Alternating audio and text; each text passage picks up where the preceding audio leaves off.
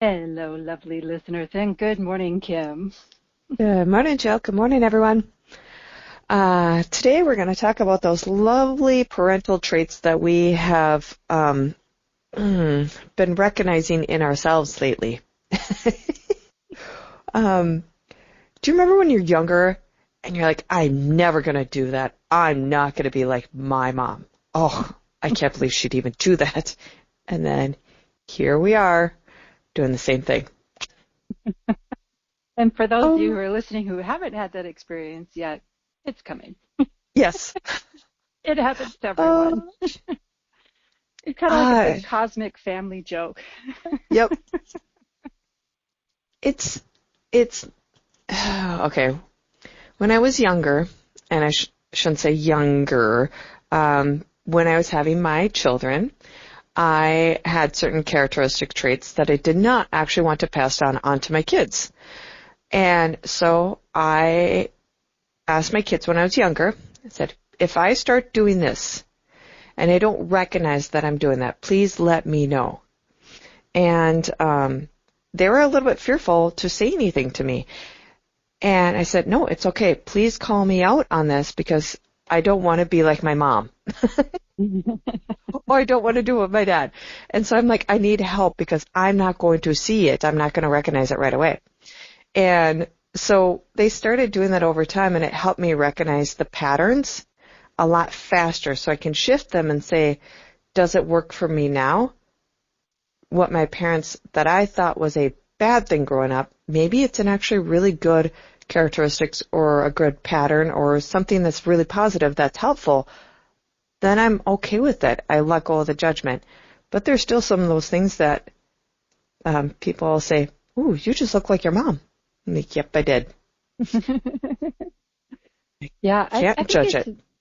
Right. I think it's those patterns, It's like we grow up seeing what we see, and regardless of what it is that we're seeing, there's something in us that will call that like normal. That's what we compare everything to. That's why we call it normal. It's normal because it's our experience. Even if it's like crazy wild, we'll go and see what someone else is doing and say you grow up in a house that is really wild, and you go to someone's house, a friend whose family is like really chill, really zen, and you go there and you're like, that's really weird, like it's spooky because it's so quiet. And you go home and it's like wild and loud again, and you're like, oh, this is better, this is normal.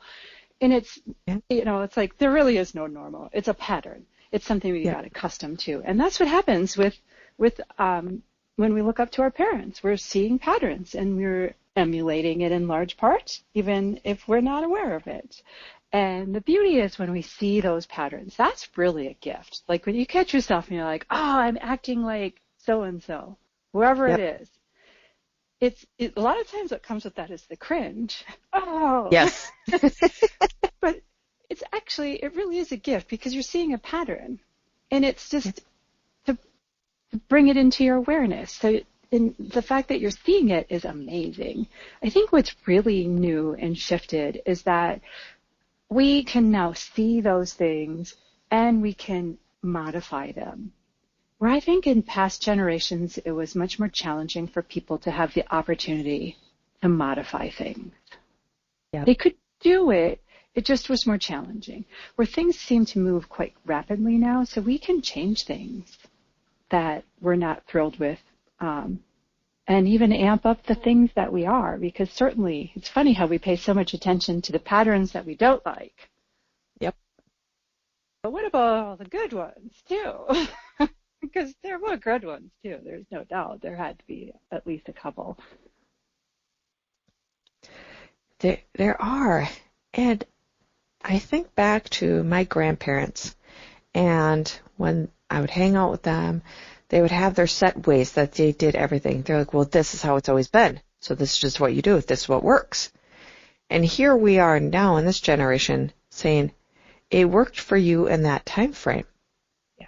So we are becoming very much more aware of all those things and looking at them and saying, yeah, it definitely worked at that time. I cannot judge that, but I may want to actually use that because it did truly work.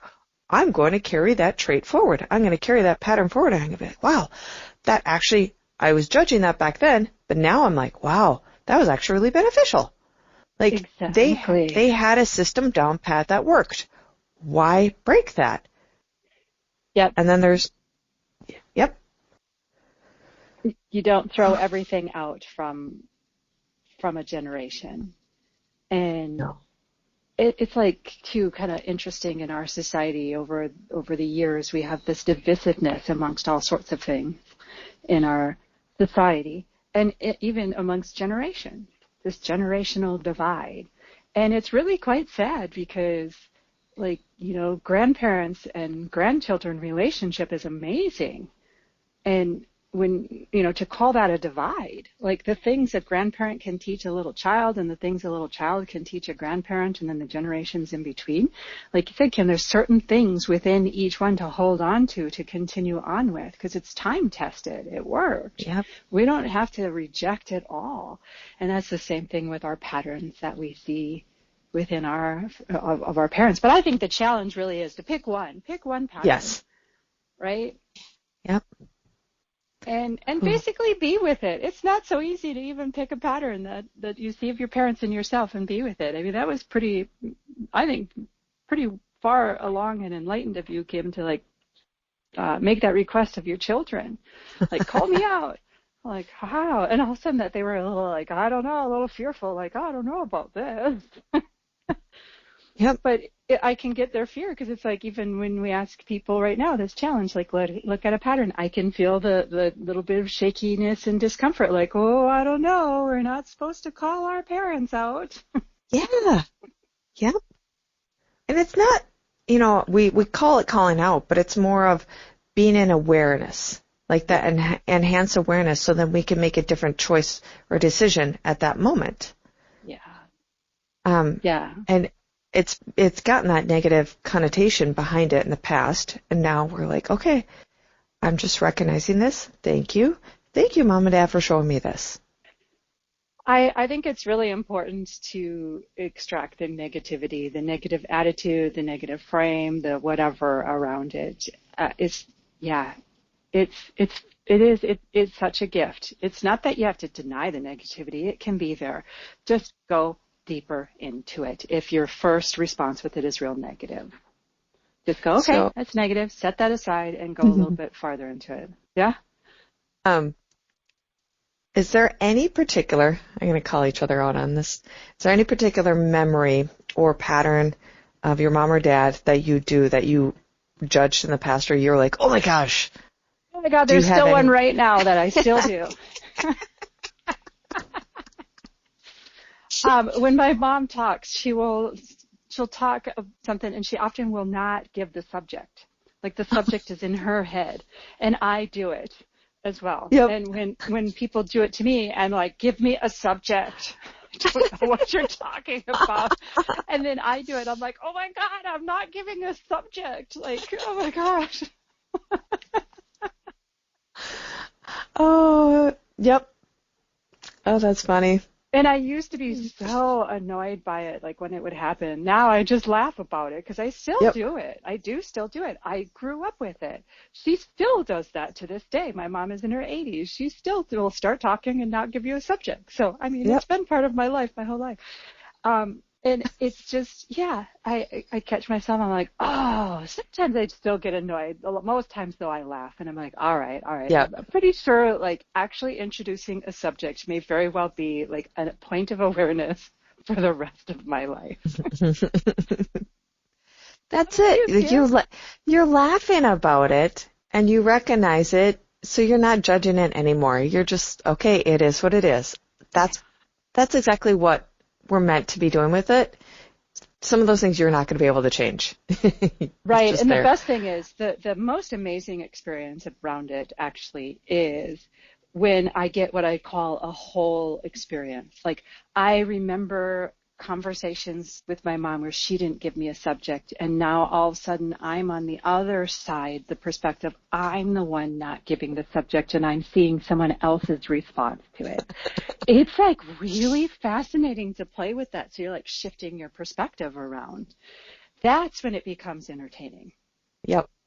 Yep. You have to shift your perspective of it. You have to see it through other people's eyes or other experiences. If you're only looking at it through your eyes, it's probably going to remain like pretty annoying to you. Mm-hmm. Yep. Ah. How about you, Kim? Oof. Huh. I have too many. Um, there was, okay, it's almost like I do the opposite. It's very odd. There's certain things, yes, I do, but when I was younger, my mom used to yell a lot from the downstairs or from another room. You weren't in the same room, so she would yell, or she would start talking to you, and you're like, I can't even hear what she's saying. So in this, my time frame now with my kids, I wouldn't yell. I would purposely in my head, nope, I'm not going to yell at them because I was yelled at. So almost in a negative way, I would get very frustrated with myself because I have to walk downstairs and talk to them in person. And I'm like, why is that so bad? Like, that's a good thing to go down and talk in person. Because I was mad that I got yelled at as a younger child from another room. But now I'm getting mad that I'm walking, and I'm not following that pattern, but I'm walking to my kids to talk to them. It was the strangest thing ever. Wow. But what the beautiful thing that came up in our lifetime are cell phones.